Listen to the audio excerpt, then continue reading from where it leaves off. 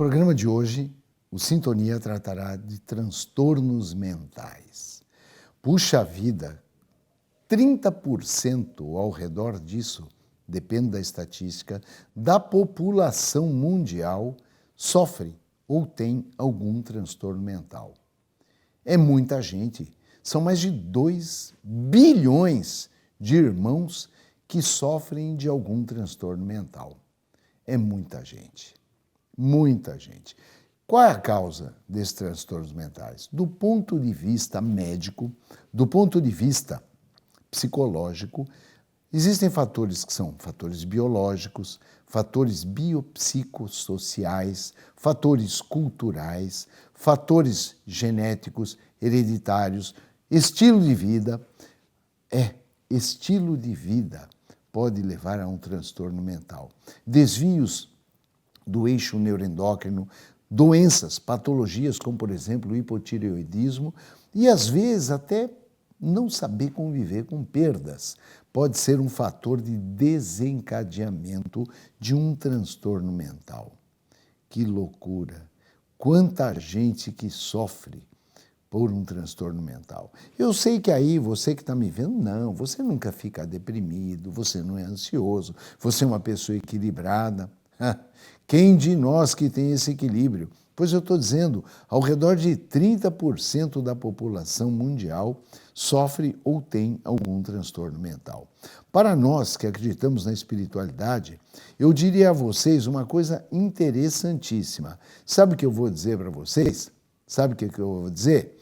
Que o transtorno mental nada mais é do que uma referência que vem de vivências anteriores e vivências interiores. Isso vem de outras encarnações, gente, em grande parte dos transtornos mentais. Parece mentira, mas não é não, viu? Não é não. Hoje, estuda-se os fatores genéticos e epigenéticos, que é como o meio ambiente interfere na genética, na expressão dos genes, como um grande causador dos transtornos mentais. A esquizofrenia hoje é estudada, por exemplo, pela epigenética. E isto vem, sabe do quê? De vícios e imperfeições, de vidas pregressas, de tóxicos, venenos, como nós vivemos em encarnações anteriores. É verdade. Desde um simples transtorno alimentar, por exemplo, uma bulimia, uma anorexia. Vocês já viram pessoas que comem e vomitam, ou pessoas que nem comem? Isto é um transtorno mental. Ou pessoas que não dormem, que têm insônia, ou que dormem demais, que têm distúrbios do sono, também é um transtorno mental. Ou um distúrbio de personalidade, como uma síndrome borderline, ou como um fator emocional, exatamente uma doença, um transtorno emocional, como os quadros depressivos. Para nós espíritas, a depressão tem muito a ver com magnetismo, com fluido universal. Com ondas elétricas que passam pelo corpo físico. Vamos procurar entender um pouco tudo isso.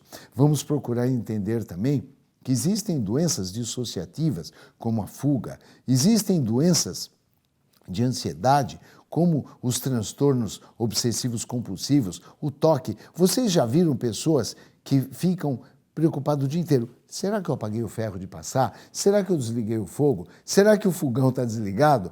Eu sei que você não, mas está cheio de gente que faz isso, não está não? E como tem, hein? Nossa, tem pessoas que não pisam numa linha no chão, porque senão vai dar azar, pula. Eu tinha uma amiga minha médica que era assim, ela andava olhando para o chão, não pisava numa emenda de lajota. Eu também tenho uma amiga, você sabe, uma vez ela viajou, deixou o ferro de passar ligado, pegou fogo no apartamento. É verdade. E assim, ela voltava todo dia para casa para desligar o ferro. Esse dia ela achou que tinha desligado, não voltou. E ela voltava e o ferro estava desligado sempre. E ela resolveu o problema dela depois que aconteceu isso. Sabe o que ela fazia? Ela andava com ferro na bolsa.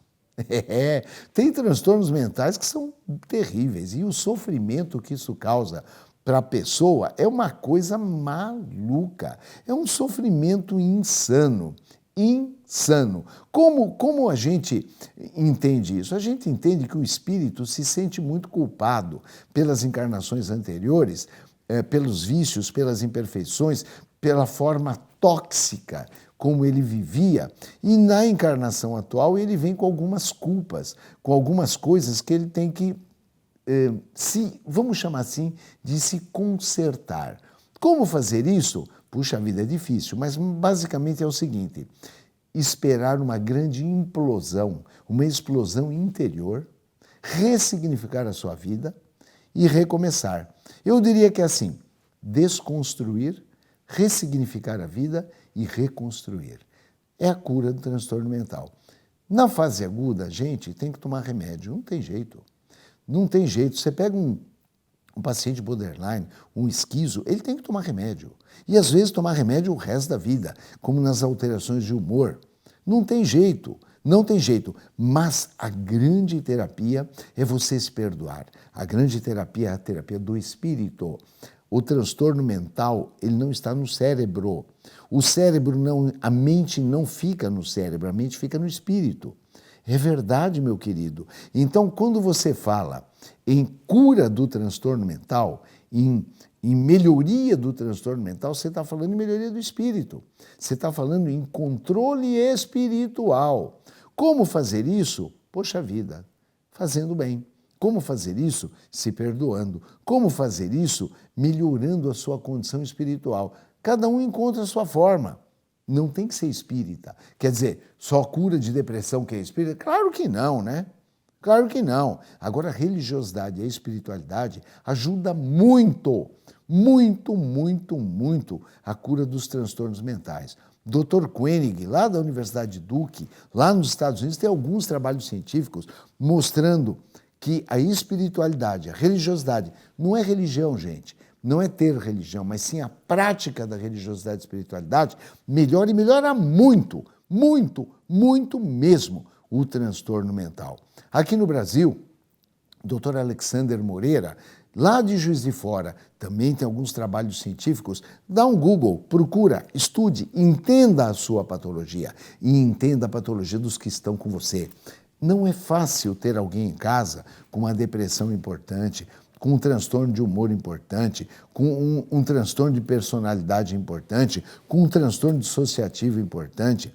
Esta falta de equilíbrio, falta de poder se viver a realidade plena, não é legal. Mas dá para melhorar isso. Como? Experienciando o amor, entendendo, tendo tolerância, tendo paciência, não culpando a pessoa e não achando que aquilo é fingimento, que ele quer chamar atenção. Está cheio de gente que acha que depressão é uma forma de chamar atenção.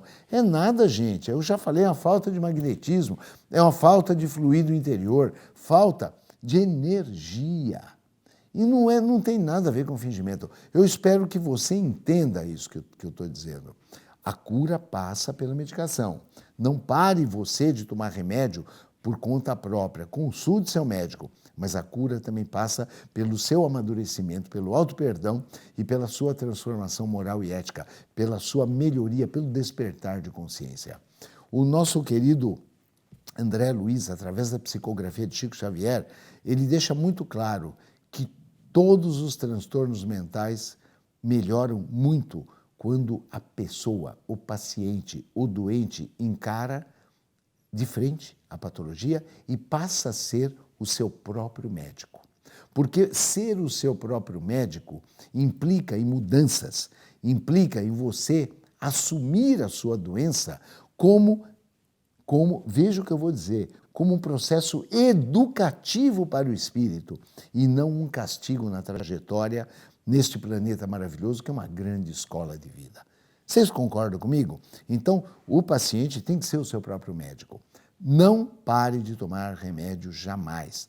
Não pare, eu vou repetir, não pare de tomar remédio jamais por conta própria. Consulte o seu médico, independente do transtorno mental, mas faça a sua parte. Desenvolva a sua religiosidade, sua espiritualidade. Encare o transtorno mental como uma possibilidade de melhoria, de cura para o espírito, não para o físico. Mais uma vez, só quero te lembrar, a mente não fica no cérebro, a mente fica na alma.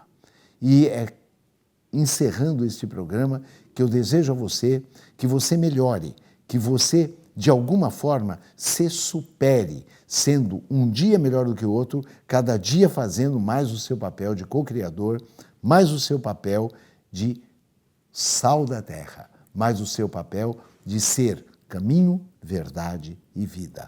Fique em paz, fique com Deus. Até mais.